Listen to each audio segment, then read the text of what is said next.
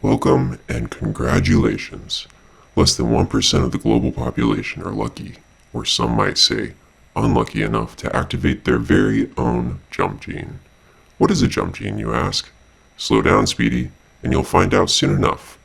Now, whether you openly sought us out, or the Coalition found you wandering the side of the mountains of some frostbit back-end dimension doesn't matter. What matters is that you're here now, and we're going to make sure that you can jump effortlessly with minimal risk of danger.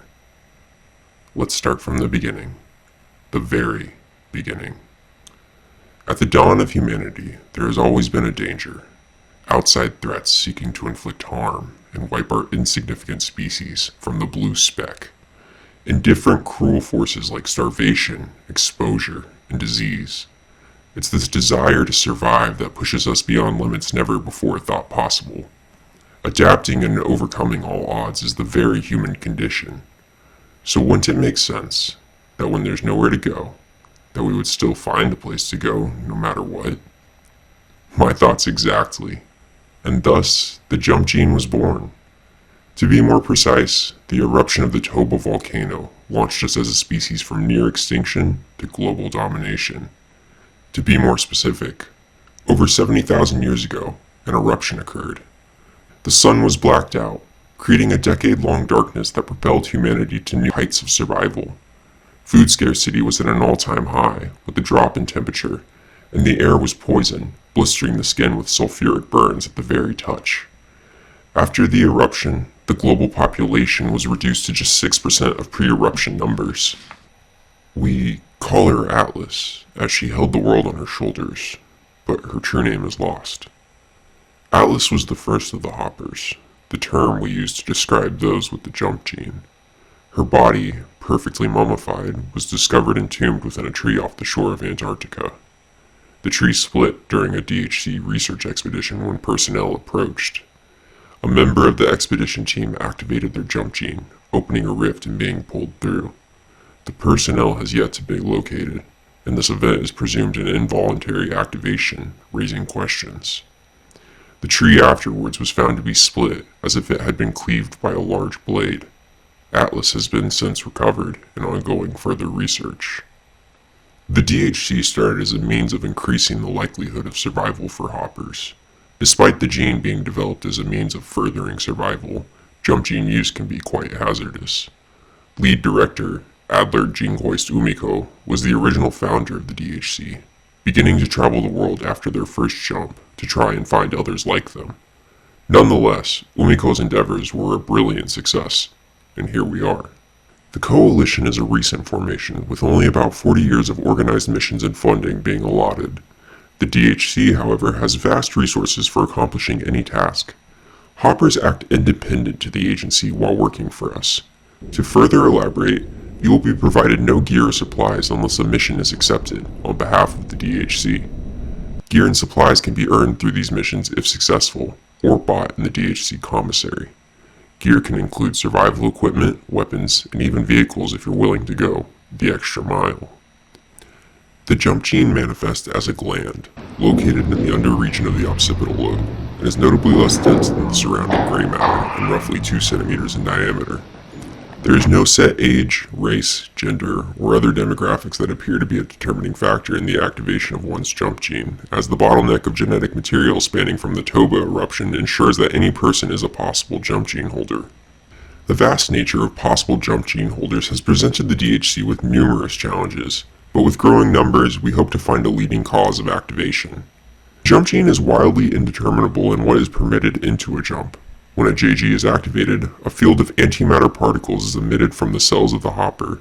The antimatter particles immediately bond to the positive nitrogen charge in the atmosphere, opening a rift. A rift is a steady stream of antimatter particles bonding with the atmosphere, creating a gate in which the actual jump takes place. Rifts often appear blue and can rarely be properly documented by recording equipment, appearing as a digital malfunction. Jump genes are like muscles, and the more one is used, the stronger it becomes. This, of course, is a double-edged sword, as a tired jump gene is more likely to malfunction. When a JG malfunctions, the primary survival mechanic of going somewhere else can work against the hopper. In milder cases, hoppers will jump to extremely cold or hot climates. Extreme instances include highly pressurized dimensions, such as the bottom of an ocean, resulting in an instant death. With this said, the DHC is highly adamant about using caution when performing jumps beyond your normal limit, as one could become entrapped in a hostile dimension with no means of return. Additionally, exceptionally strong jump gene glands are capable of creating rifts large enough to take other non-jump gene people and things with them. This is suspected also to be part of increasing humanity's odds of survival during the Toba volcanic eruption. When a non-hopper is taken through a rift, this is considered a tribe jump. The DHC has established several case files on instances of tribe jumps. One such instance is the case of the Baroness of the Galapagos, Eloise Wagner, or better yet known as the Baroness of the Galapagos. She had arrived on the recently German-colonized Floriana Islands in 1933 with her two lovers, Robert Philipson and Rudolf Lorenz. Unfortunately for the other two vacationers, Robert Philipson was the holder of a brand new jump gene.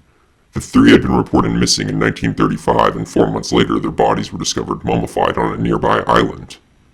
The DHC has determined that the trio had been transported in a tribe jump to dimension number 55, a dimension completely composed of gray sand.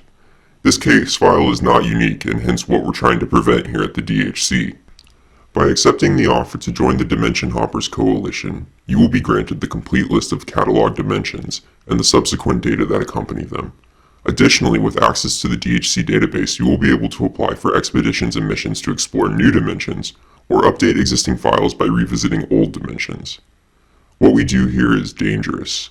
These alternate dimensions aren't always empty, and dying of dehydration is one of the more merciful ways to go. Entities can be found present in a multitude of separate dimensions. In every instance, contact should be avoided at all cost. The unpredictable nature and varying types of entities native to each dimension leave too many variables for the DHC to endorse extra-dimensional contact. This concludes our basic orientation. For more advanced classes, please enroll in Dr. Igar's seminar next month, as it will cover long-term alternate dimension survival. Please feel free to leave the room at any point. If you would like a brief synopsis of known dimensions, please stay tuned. To all of those who leave, happy hopping. Dimension. Baseline. The baseline is considered our current reality with no alterations. Dimension number 2. A complete replication of our own baseline reality. This dimension feeds off the rift energy produced by hoppers, a parasitic entity meant to lull hoppers into a false reality. Dimension number 7. A mountainous terrain home to a nomadic people who live off the land. The mountains go on forever. The main belief of the nomadic peoples is that their promised land waits across the quote-unquote rough. Dimension number 8. A vast ocean that seems to be boundless in depth, home to the Leviathans, titanic beasts the size of countries that engage in a constant battle for strength. Dimension number 12. Sky Islands. 32 sky islands acting as independent nation-states making up this dimension. The DHC has made contact with negative consequences with 18 of the 32 kingdoms. Dimension number 66. A dimension of constant night.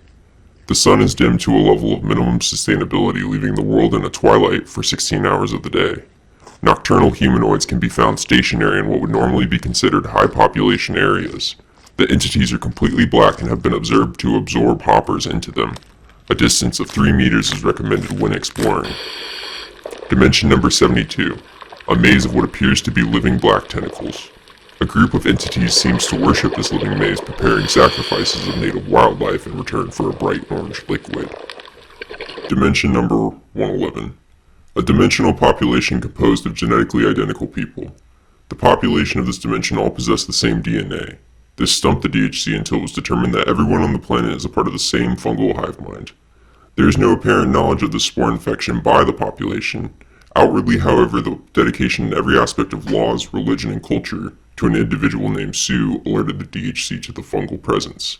Sue has since passed on in the public eye, but continues to live on as one of the greatest persons ever known. Sue is considered the hive mind's name. Dimension number 451. A deserted industrial complex occupied by an invisible hostile force simply given the codename Seeker. Dimension 851. An endless road that is used to travel to other dimensions with minimal use of the jump gene. Of course, there are countless more dimensions to be explored, but this is just your orientation video. For more information, please consult the DHC database, and happy hopping.